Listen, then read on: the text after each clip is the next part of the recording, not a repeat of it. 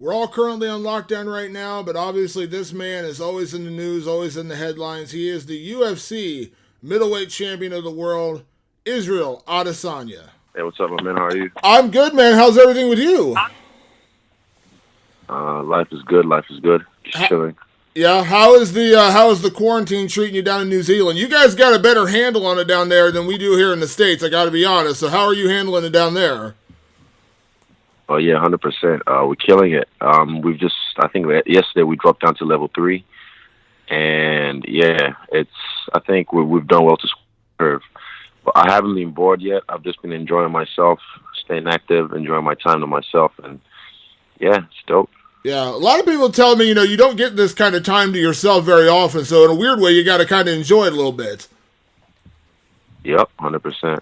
Absolutely. So, Israel, obviously, you're a guy who is always in the headlines. I imagine that's the way you kind of like it. We had this conversation before your last fight. You're kind of becoming one of the most talked about guys in the sport. You don't have a fight booked. We're not for sure when you're fighting, but you're still one of the most talked about guys in the sport. Does that feel good? Yeah, I mean, it's because everyone else keeps talking about me, so I got to respond. But that feels good because it shows exactly, who's on people's lips, who's out here in these streets making noise.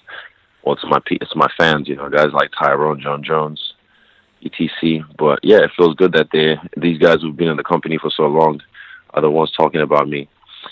Yeah. I had this conversation years ago with Connor, and I know you and Connor shared the same management team, and then I had this conversation with your manager, Audi Attar, after Connor's last fight, and I said, I think Israel's going to be one of those guys who's going to be the next, face of our sport and kind of like the new money fight in a way, where Connor, everyone called Connor, everyone wanted the Connor fight, the red panty night. Do you feel like you're kind of becoming that guy now? Yeah, period panties, call me period panties. So you're the new money fight. Now I know you're the one guy maybe not calling out Connor, and Connor's not calling out you. So you got some common ground there. Yeah, because we're in the same management team, but at the same time we're about that money. So if you're about the money, everyone's gonna come get it. Absolutely. Let me start with the first guy who you mentioned there was Tyron Woodley. He's obviously had a lot to say. Now, he was on Twitter, I think it was today, and he said he never actually called you out. He said he's responding to somebody. So explain to me the origin of the Tyron, because it's gone back and forth so much, I kind of lost track where it all started. All I know is I was chilling. He did it a while ago. He mentioned my name, but I kind of just ignored it because I thought it was stupid. It was silly of him. But then it just happened again, and then I see... saying, like, I just see one day I'm getting tagged and shit. And it's like, oh, what is it? What he's saying? He's like, I want to clean out my division, 3 fights, and I go up and see what's up with Izzy. I'm like, this is the second time you've had my name in your mouth. Why are you talking so spicy? First of all, you're not even a champion. Second of all, stop. Third of all, you have a Nigerian that already whooped your ass and is the champion. So, that's where I first heard of it. So, yeah, he started it. Yeah. Do you just kind of have fun with it? I mean, you're kind of going back and forth with him, but I don't imagine that's a fight you're really looking at. It's all fun and games. It's all fun and games. And also because he's just really trash on Twitter, trash online, trash at rapping. It's just easy. It's easy money. It's easy to play with him. There's so much material I could use on him. And it's funny because then Dan Hooker, my teammate, came in at him and just flamed him up. And then I think today Tim was saying Leon Edwards said something to him, but I haven't read it yet.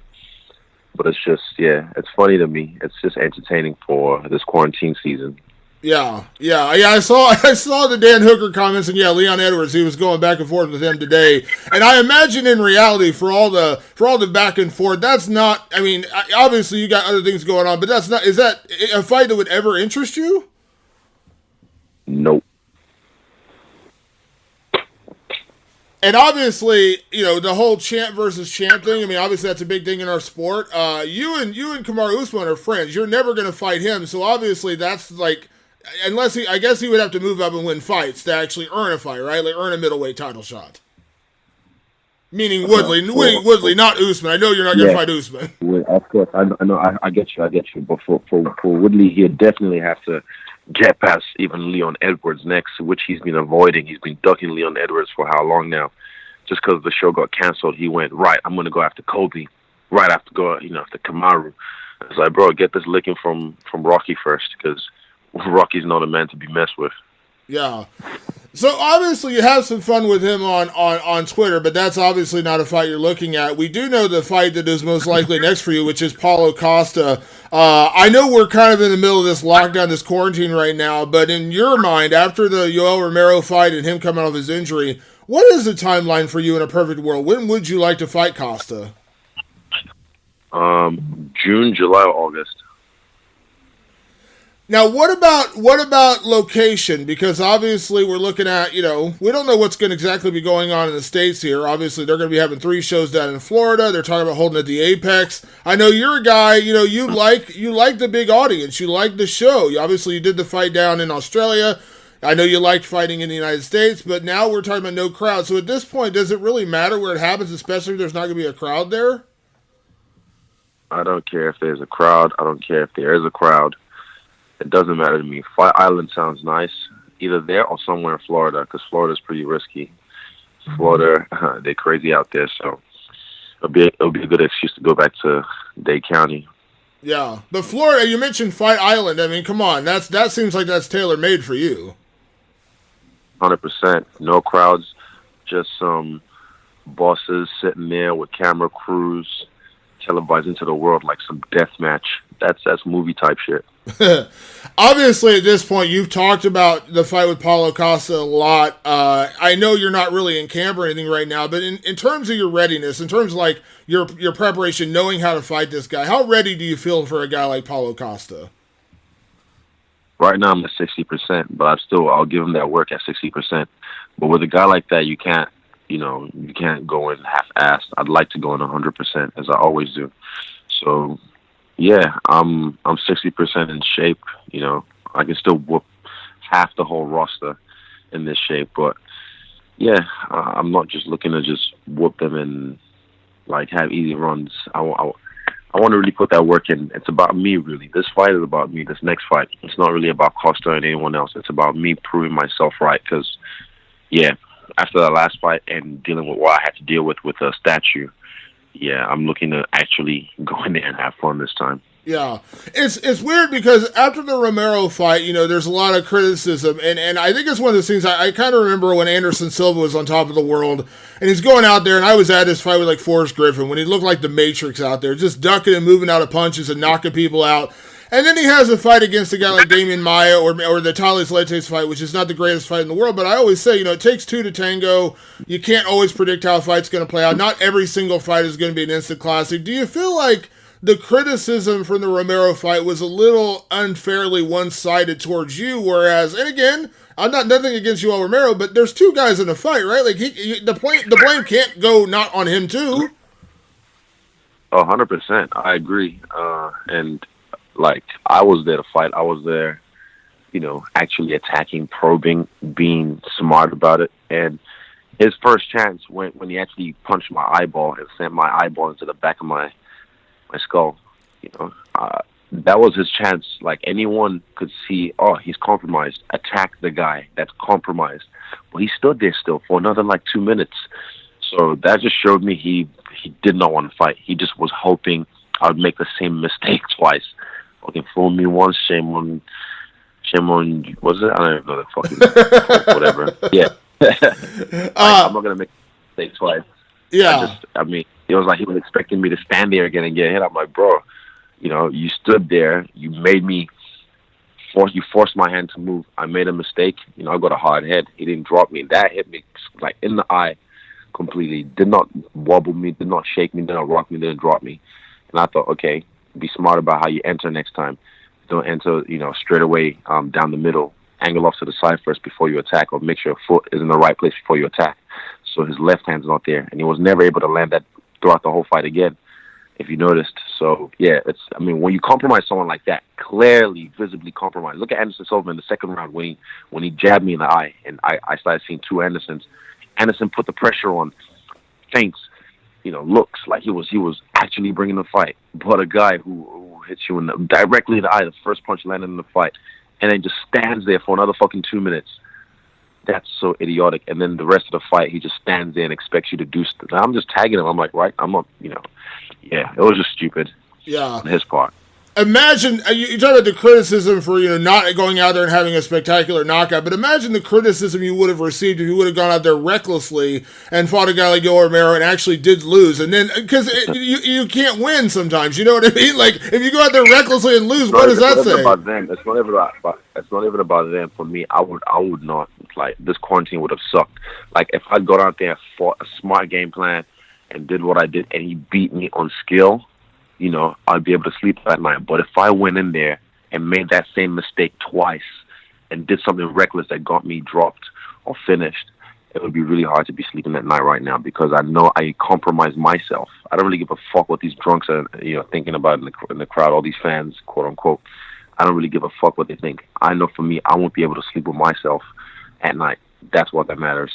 Yeah. Now, with that being said, with a guy like Paulo Costa, obviously we've all seen his fights. He is not Yoel Romero in the way he fights. He is a guy who kind of plods forward, loves to be aggressive. In terms of matchup, do you just feel like this is a guy who is kind of tailor-made for you in terms of what you do with your counter-fighting, with your pinpoint striking, your pinpoint action? Kind of like again, I know they're different fighters, but kind of like Whitaker. Whitaker tried to come after you, and we saw what happened.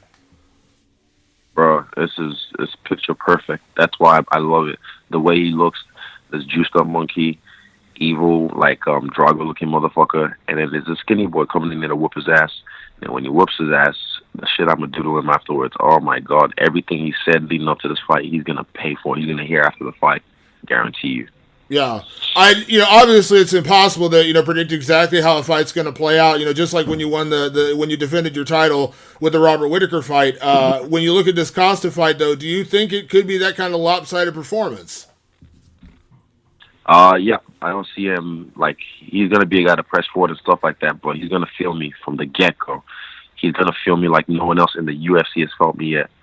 Like I think the only guy I can think of maybe that pressed me a little bit the way he did, not just Kelvin, the Italian, but they're both juiced up monkeys anyway. But I look forward to that. I look forward to this test because I know he's a way better version than that, and he's not a southpaw. He's perfect. He's orthodox. Like, I'm kind of getting used to fighting southpaws these days. It's something I do. So I'm looking forward to fighting a pure orthodox fighter that just does the shit I've seen a fucking million times. Yeah. When you went out there and you beat, when you beat Kelvin and then you beat Robert Whitaker, it seemed like Costa, was talking a lot, and it felt like the rivalry was there. We were all excited. Then, of course, the injury happens. He doesn't get to fight. Obviously, you're not going to sit and wait. You end up fighting Romero. And I know he's been talking a little bit, but I haven't seen as much. Have you kind of stopped paying attention to what he says? Because I haven't really seen that back and forth between you two, since then. Romero. Or with Costa.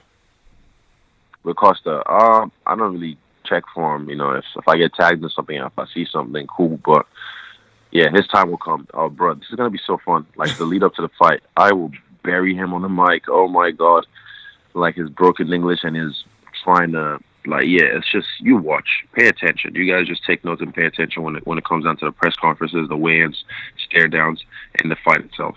Yeah. Now, the other guy, of course, I got to bring up, it's impossible to talk to and not bring up a guy like John Jones. You actually, from the interview I read, I think it was with ESPN, you took the high road when you talked about John, coming off the DWI, kind of took the Daniel Cormier approach. I believe you said something like, you're kind of sad. No. I fucked him up first. I fucked him up on Twitter first. That day I woke up, it was like, I think who sent it to me? Someone in the group chat sent it to me, and I just laughed. I woke up, I was laughing. I was like, oh shit. Today is a good day, and I flamed them up on Twitter first with a few memes.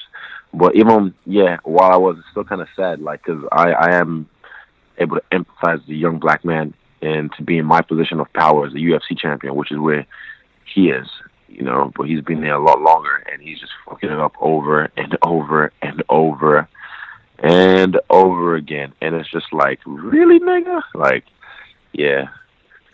It's embarrassing, really.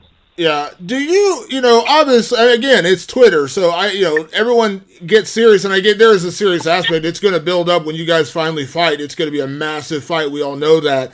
But obviously, you've said very candidly, it's not going to be your next fight, and it's probably not going to be your next one after that. It's going to be 2021. But is it still fun to kind of build towards that? And do you enjoy the back and forth? Because you guys do have some good exchanges on Twitter. I'm not going to lie to you. It's normally one-sided. He doesn't really have much on Twitter, and he does a lot of post and delete because he has a short leash because he knows he can't be talking shit to me. It's funny. It's just fun for me. When I have time, like we all have time right now this quarantine, so that's why I was able to flame him up during it. But yeah, it's all fun and games until it's time to play. Did you? Maybe you comment on this, maybe you didn't. I'll ask you now. Did you? What did you think of his fight with Dominic Reyes? Yeah, it's 50-50. It could have gone either way. I think Dominic really showed people what's up, what he's about, and Dominic really showed, what I've been saying about Jones. Like, he's washed. I've been saying he's washed, but no one was listening. But I've said it. He's washed, and look, he's washed. Is there a part of you that wonders, will he still be champion? I know you said you would fight him even if he wasn't the champion, but obviously we got to be honest. Middleweight champion versus light heavyweight champion going for a second time. That's bigger, right? I mean, that's going to be a bigger fight. 100%. Yeah. So is there a part of you that worries that... I hope he stays champion. Yeah, I hope he stays champion. That way, I'd be the guy, to take out the quote-unquote GOAT that everyone keeps talking about. And like I said, I've been chopping goat meat for a long time, so this would be nothing different. Yeah, and obviously I'm sure you've seen, there have been people, that obviously John has done a lot of great things, but I'm sure you saw, I think Chael Sonnen said he thinks you beat him, that the kind of that consensus, do you feel like that? Yeah, do you feel like that probably bugs John more than anything else? The back and forth on Twitter is one thing, but when people actually say you can beat him. I don't really care, to be honest. I don't really care how he feels. He's got bigger shit to worry about right now than... It's kind of funny, even in the video, how... He goes, I don't know what the officer's name is. Hey, hello, Jack, or hello, John, whatever his name was. He knows them by first name basis. That's hilarious to me. That just shows you the level of this shit that you guys have seen in the media that's come out. But then imagine the stuff that we haven't seen, the shit that hasn't been put in media. And John has done, and the cops have been involved, and they've had to suppress it. So it just shows you, it's just, like I said, embarrassing. But it's funny for me to watch because he's a piece of shit. Well, I'll close out on this, Israel. We had this conversation before the Romero fight. I know you do a lot of interviews, so I don't expect you to necessarily remember this, but I asked you that question about how you stay so level-headed with so much fame, coming at you, money, fame, offers. I'm sure there's, would you like to star in this movie? Would you like to appear in this movie? Would you like to do those kind of things? And you told me that, that's just a mentality you have. You're kind of grown up and you're not going to do that. But when you see a guy like John, and this is not me taking a shot at John, but everyone has said John is kind of a cautionary tale of fame. Do you see that in yourself to say not to make those same mistakes? Yeah, 100%. But I'll make my own mistakes. I've already made my own mistakes in this game already. Even in the UFC, I'm just smart about how I make my mistakes. He's not. That's why he's an idiot. I'm not gonna say I'm perfect. I never have. I don't pretend like I'm holier than thou like he does. Like I said it's I think Luke Thomas on his show. I said John Jones is a Catholic schoolgirl. Those Catholic schoolgirls were suppressed all their life. Then once they get some freedom and they're away from the church, they become whores. So John's a whore. Yeah, well, you're a guy who's owned up to it. I remember after that whole comment about what was it? I can't remember. Was it 9/11? I can't remember what it was, but you apologized. You owned up to it, and you took ownership for what you said. And we moved on. I think that's a big key, right? When you own up to something and you admit what you've done or you apologize, we can all kind of move on. You know what I mean? Unfortunately for John, he's just kind of continued to fall in these situations over and over again. So it's kind of hard for us to move past it. Exactly. Yeah, I'm not one of those people. If I make a mistake, cool, my bad, and I learn from it. But like him, it's just the same shit over and over again. That's insanity. Yeah, absolutely. Well, Israel, I really appreciate you taking the time. I'm glad you're safe and your family's safe during the quarantine, man. Obviously, looking forward to seeing you back in action. And thank you, as always, for taking the time. I appreciate it.